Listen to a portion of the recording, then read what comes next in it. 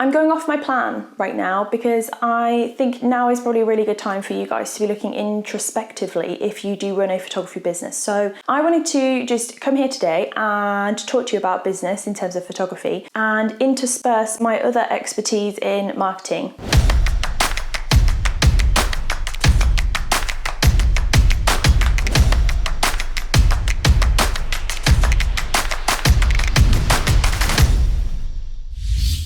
So I'm going to drop some truth bombs in this video. Do not take what I have to say personally, please. I'm just trying to help you guys out in a way that is kind of like tough love, like truth hurts kind of stuff.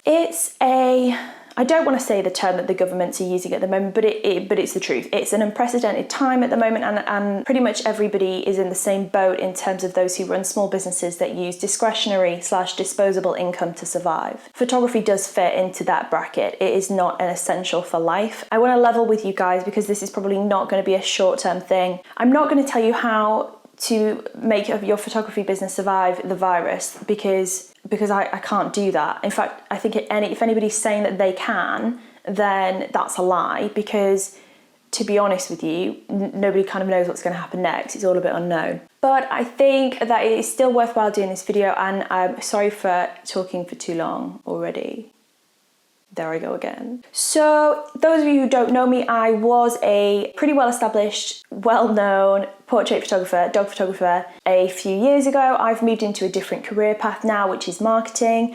And that's kind of what I do for my day job, not for photographers. Although if you want help, I will help.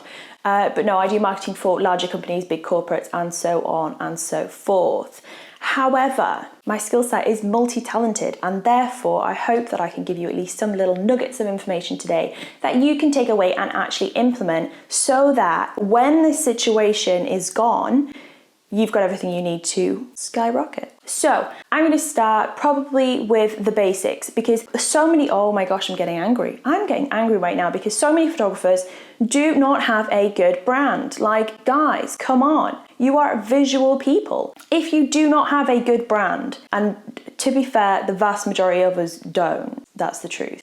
We're photographers. We often, when you're starting out as a photographer, you are not bankrolled with thousands of pounds to spend on starting a business up. What that does is that leaves you in a bit of a crap situation, because you're like on the back foot and you're putting all of your work into, let's just get a website out. Let's just get a logo done. Let's just get our price list created.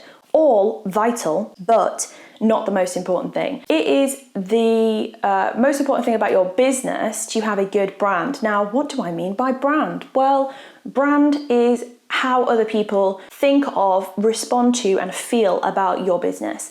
It is not a logo, although the logo is part of it. So think from a branding perspective about a fast food restaurant, which the brand is yellow and red. They like to promote fun and happiness, and they also have ethical food sourcing guidelines. Now, I'm hoping that everybody was like, oh, I know this brand. This brand is McDonald's. It is the colours. I haven't mentioned the M, but you know what it is because of the brand feeling, the brand values. And I didn't mention the logo at all. Like, literally, I didn't even mention that. And hopefully you caught on to what I was talking about. As photographers, we kind of don't need a massive brand suite and a 400-page brand guideline like the ones I work with. But you do need to be on top of your branding. So branding is, as I have mentioned, kind of everything, including your logo, but also not just your logo.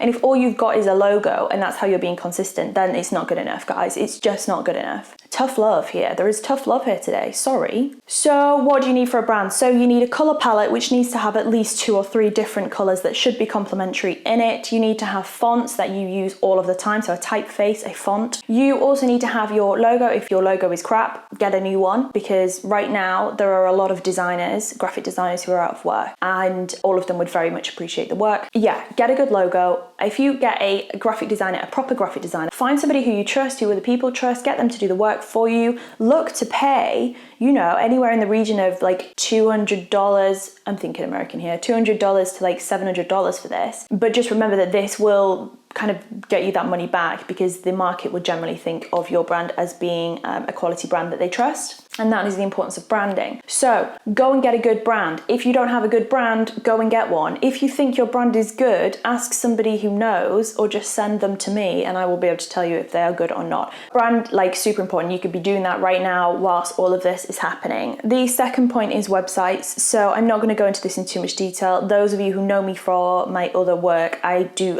web design. That is something that I do. Don't build a website on Wix. Just saying. If you want a affordable and very easy to do drag and droppy type quick start website, use Squarespace instead. It's just better. I'm not going to go into it too much, but if you don't have a website, get a website. Do not have your website as your Facebook page. That is just not a good plan at all. Whilst you're doing your website, set up all of your Google tracking. So you want to be on Google Analytics. You want to also have Google Maps set up. You can set up a maps location by going through business.google.com, I think. And once you set up your maps location, you will get a postcard to your home address. You type in the code and it's verified. So having a maps listing and making sure it's filled out and looks good will actually help your SEO. Now, I'm not going to talk too much about SEO, but a point on SEO, ask your clients to give you Google reviews on your maps listing before they do a review anywhere else, like Facebook, for example. Although having it on Facebook is good, the more 5-star Google reviews that you can get, the higher you'll be pushed up in the search rankings. Obviously, make sure that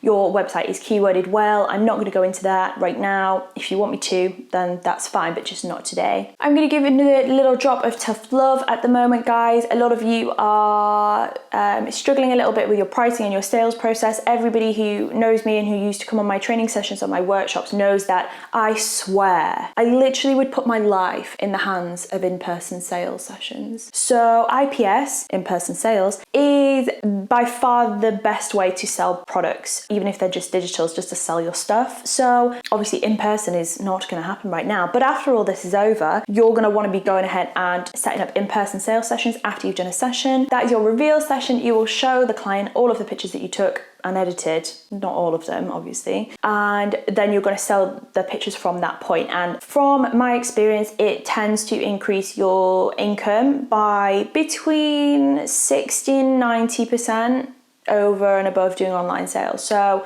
yeah, that's worth doing. I will do a thing on IPS. If you want me to do a thing on IPS, let me know. It's something that I feel very strongly about. So the next thing I want to go through today is lying. So I got weirdly, it was like a Facebook advert that came through about a photographer offering this, like and share to win a shoot kind of thing. He had on this advert that he was the UK's best photographer, UK's best dog photographer, and like number one in the UK and all this stuff, right? I'm not judging, but when I went to his website to check out these claims of being the number one photographer in the UK, none of them were accredited with any form of backup. So there was no proof or any like awards that he had won that said he was like the best dog photographer in the UK. I did obviously do a bit of research on this, and it turns out he's actually not got any award. He's using that as a marketing ploy. Now, guys, if you're in the UK, that is illegal. No bullshit, guys. That's against the law. So don't go around saying that you are a number one photographer in the UK if you're not. As a marketer, I'm aware of the Advertising Standards Authority, and if you advertise that you are something that you are not, or you're providing something that you're not, you are actually in breach of ASA guidelines. Now, this guy, albeit I know he's just trying to get the business and that's fine, what he's doing is against the law. Obviously, I didn't report him, but yeah, not cool at all. I know this has gone kind of serious. I'm telling you some stuff here that if you follow it and actually do it and do it really well, you will see the income change in your business after all of this situation is over. And I want you guys to do well. So I guess the crux of the matter is, guys, you're in a situation now where you've got time. I know that you're panicking a bit because I guess, a lot of us are all in the same boat at the moment, and I'm not here to rain on your parade. I'm just trying to give you some focus points. So in this situation that we're in now, focus on improving your brand, your branding, not just your logo, the whole thing. Focus on putting out really nice, happy content to your audience, because that's important. Do not lie in your marketing materials to get work, because it's illegal, and I'm not going to be very happy with you about it. okay? And also just try and focus on upping your skill level, maybe work through some past galleries and stuff like that. And obviously also look at your website presence, your online presence, and look at in-person sales sessions. So if you guys want me to go into any more detail on the stuff that I've covered in this particular video, then just let me know and I will do that for you, absolutely no problem. If you like what you've seen, please press the subscribe button and click the bell icon. The bell icon will help you out because it gives you notification every single time I upload a video. That also helps me out because the more views that I can get on my videos in the early stages of this channel, the more YouTube will think that my videos are okay, and then they might serve them to other people. So if you guys could, please do subscribe, and I'll see you later.